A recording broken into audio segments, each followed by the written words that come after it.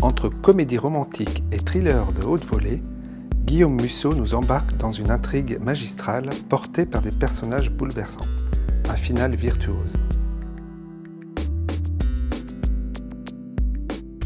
Le déclic est venu à partir du moment où je me suis dit, voilà, non, il faut que ça commence comme un film un peu à la Tom Hanks, Meg Ryan, et il faut que ça bascule un petit peu dans le drame, dans le thriller, dans le mystère, dans l'enquête, dans l'action, dans la fièvre.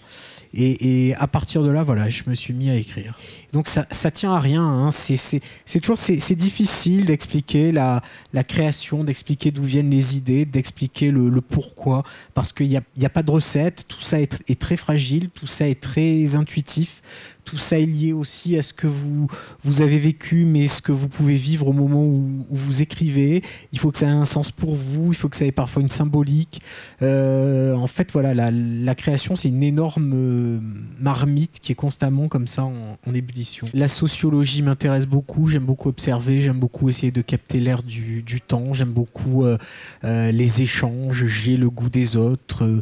Je suis passionné par l'ambiguïté de notre époque, qui est à la fois fascinante et qui inspire aussi parfois de la répulsion, de la colère.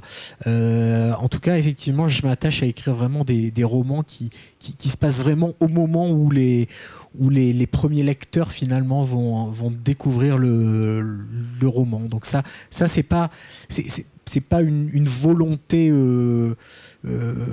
comment dire, une volonté préméditée, c'est quelque chose, je pense, qui me correspond culturellement. Donc on a ces deux personnages qui sont cabossés par la vie, et finalement leur rencontre collision va leur donner un nouvel élan, et va surtout les forcer à se confronter à leur passé, à leur peur.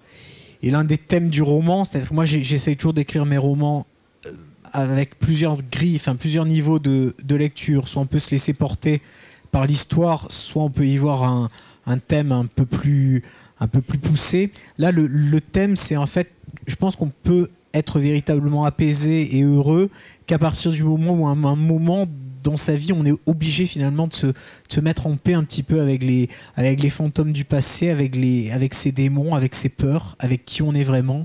Et là, cet échange de téléphone va les embarquer dans une enquête qui va les obliger finalement à faire face à leurs démons, à leurs peurs, et à déterrer un petit peu les cadavres qu'ils ont dans leur placard.